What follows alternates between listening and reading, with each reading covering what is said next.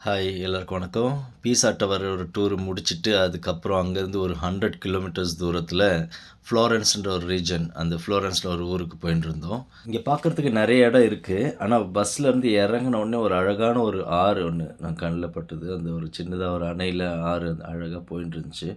அத பார்த்துட்டு அப்படியே சரி நம்ம ஒரு வாக்கிங் டூர் மாரி கூட்டிட்டு போனாங்க. பஸ்லேருந்து இறங்கி அப்படியே ஒரு நடந்தே கூட்டிட்டு போறது. அவங்க ஒரு ஃபர்ஸ்ட்டு என்னென்னலாம் இருக்கு அப்படின்றத எக்ஸ்ப்ளைன் பண்ணிட்டு இருந்தாங்க டூர் கைடு. இந்த ஊர்ல அப்படி என்னதான்டா ஃபேமஸ் அப்படின்னு பார்த்தோம்னா, மெடிசி ஃபேமிலின்ற ஒரு ஒரு பழமையான ஒரு ஃபேமிலி தான் வந்து இத ஆண்டுட்டு இருந்தாங்க இந்த ஊர. அவங்க வந்து ரொம்ப அதிகமான ஆர்ட்டு, ட்ரெடிஷன் அந்த கல்ச்சர் அதுக்காக இம்பார்ட்டன்ஸ் குடுத்து அவங்க அத ரொம்ப நெறைய டெவலப் பண்ணிட்டே இருந்தாங்க. எங்க பார்த்தாலும் கட்டடக்கலை பயங்கரமா இருக்கு. நீங்களே பார்க்கலாம். எல்லா இடமும் வந்து சூப்பரான கட்டடக்கலை போயின்னு இருக்கு. ஸோ அதெல்லாம் பார்க்கறதுக்கு முன்னாடி அப்படியே நம்ம சாப்பிட்டுட்டு போயிடலான்னு சொல்லிட்டு ஒரு ரெஸ்டாரண்ட்டுக்குள்ள போனோம். ரெஸ்டாரண்ட் உள்ள போனேன்னா பார்த்தீங்கன்னா, செம்ம ரஷ்ஷுங்க. அந்த லஞ்ச் ஃபுல்லாவே எல்லாமே டூரே ஆர்கனைஸ் பண்ணியிருந்தாங்க. எல்லாமே பயங்கர ரஷ்ஷா இருந்துச்சு. உள்ள போம்போதே நம்ம வேலூர்ல இருக்கிறவங்களுக்கு தெரியும். வேலூர்ல ஒரு இறங்குனோன பஸ் ஸ்டாண்ட்ல இறங்குனோனே அலங்கார் ஹோட்டல்னு ஒண்ணு இருக்கும். ரொம்ப நல்லாயிருக்கும் ஹோட்டல்ல.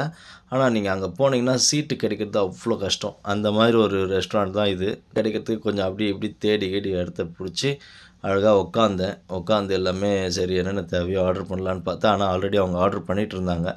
அவங்க ஃபிக்ஸ்ட் மெனுவா இருந்தது. எல்லாருக்கும் டூர் வந்தவங்களுக்கெல்லாம். சரி எதுவா இருந்தா என்ன, எல்லாம் சாப்பிட்டு நம்ம பாட்டுக்கு ஜாலியா சுத்தி பார்க்க வேண்டியது தான். அப்படின்னு சொல்லிட்டு மைண்ட ஃபிக்ஸ் பண்ணிட்டு உட்காந்தேன். ஒரு நல்ல அழகான ஒரு பாஸ்தா, அப்புறம் ஒயினு, பிரெட்டு, அ எல்லாமே இருந்தது பார்த்துக்கோங்க. அது ஆலிவ் ஆயில் இருக்கு, பல்சாமிக் வினிகர் அதெல்லாம் வச்சு பிரெட்ட தொட்டு அப்படியே சாப்பிட்டேன். பாஸ்தாவும் நல்லா இருந்தது. சாப்பாடு மட்டும் தான்னு பார்த்தா, அந்த ரெட் ஒயினும் நடுவுல வச்சிருந்தாங்க. சரி எல்லாரும் எடுத்து காலி பண்ணிட போறாங்க. அதுக்கு முன்னாடி நம்ம எடுத்து ஊத்திக்கலாம்னு சொல்லிட்டு, டக்குன்னு எடுத்து நமக்கு தேவையானத எடுத்து கொஞ்சம் ஊத்திக்கிட்டு, அழகா அந்த பிரெட்டு, ஆலிவ் ஆயில், பல்சாமிக்க தொட்டு நல்லா அத்தென்டிக்கா இட்டாலியன் ஸ்டைல்லயே சாப்பிட்டேன். ரொம்ப நல்லா இருந்துச்சு.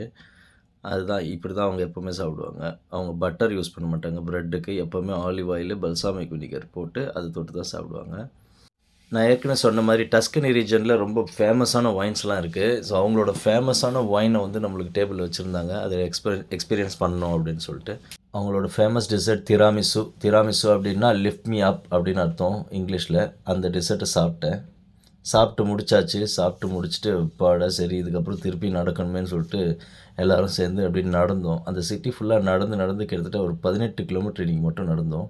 ஆனா ரொம்ப ஒர்த்தா இருந்துச்சு. அழகா அந்த எல்லாம் அந்த ஊர், அதனோட ஆர்க்கிடெக்ட், அதனோட கல்ச்சர், அந்த டிசைன்ஸ் எல்லாத்தையும் பார்த்து ரொம்ப அழகா பிரமிச்சுட்டேன்னே சொல்லலாம். ஏன்னா இது வந்து ஒரு ட்ரெடிஷ்னலான ஊர்.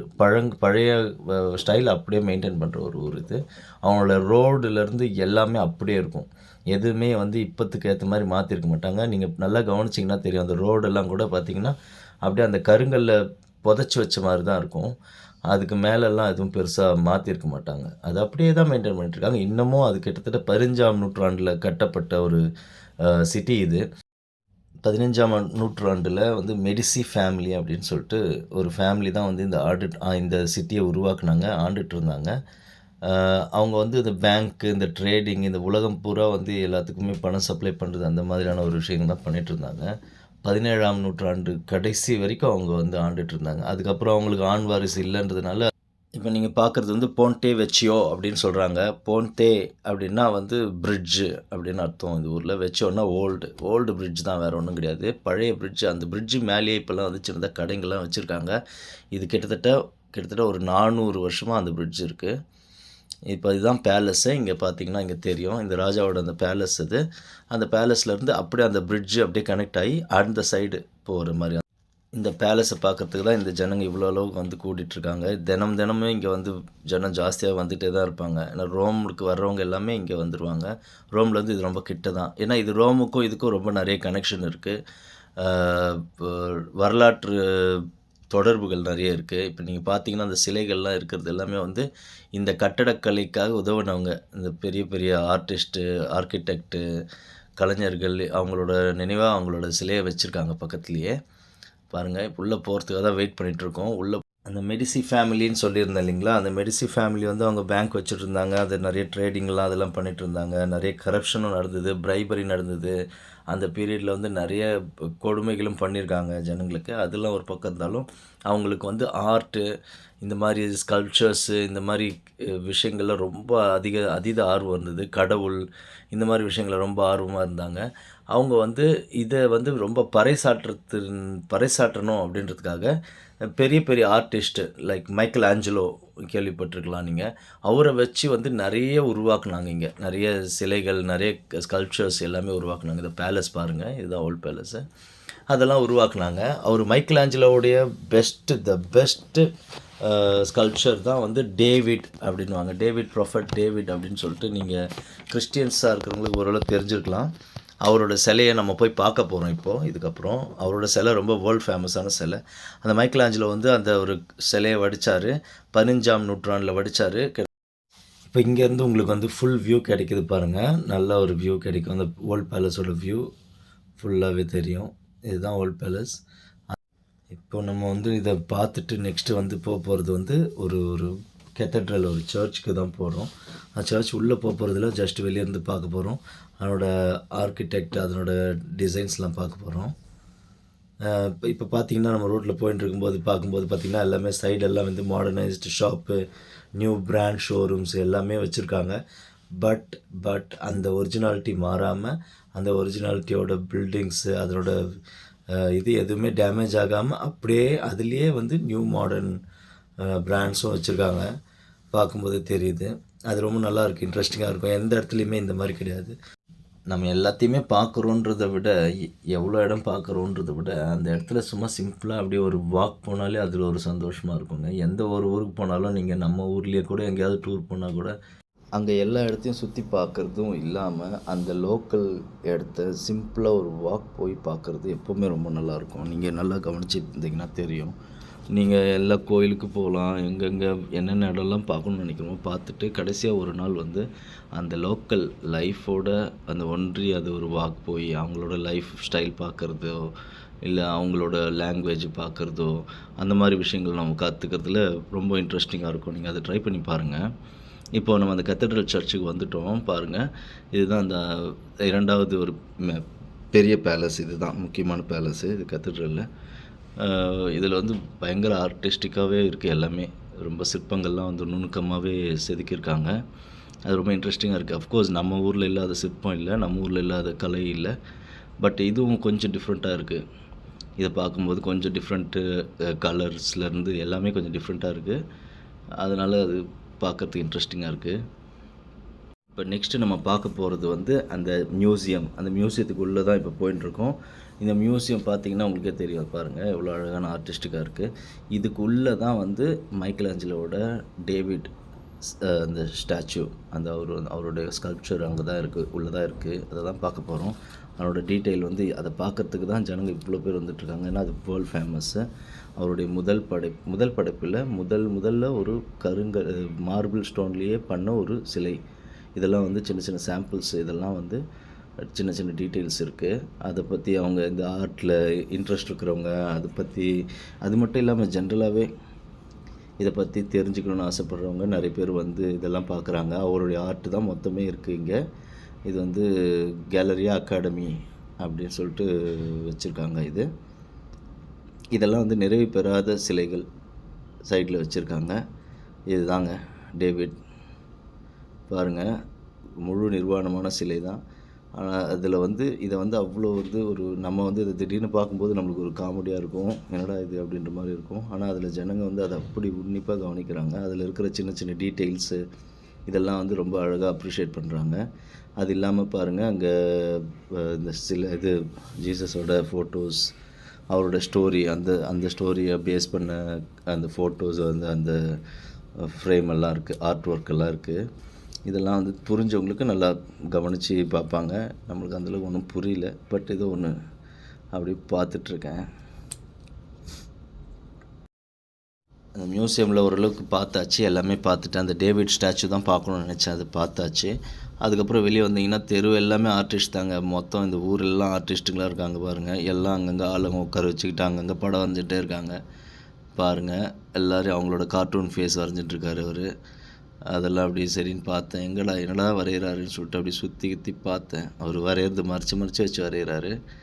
சரி, ஓகே, நம்ம முகத்தை எதுக்கு கார்ட்டூனிஸ்ட் ஆக்கணும், கார்ட்டூன் ஃபேஸ் ஆக்கணும்னு சொல்லிட்டு நானும் அப்படியே வேணான்னு சொல்லிட்டு திரும்பி வந்துட்டேன். அப்படியே சுற்றி பார்த்துட்டே இருக்கும்போது நிறைய ஆர்ட் பேஸ் தான். இந்த ஊரே வந்து அதுக்கான பேர் போன ஊராக இருக்குது. ரொம்ப பழங்காலத்து பெருமை இந்த ஊரில் இருக்குது. நம்ம தஞ்சாவூர் மாதிரி நினைக்கிறேன். நம்மளோட தஞ்சாவூரில் போனோன்னா நம்ம உன்னிப்பாக கவனித்தோன்னா நிறைய விஷயங்கள் நம்ம கவனிக்க வேண்டியது இருக்குது.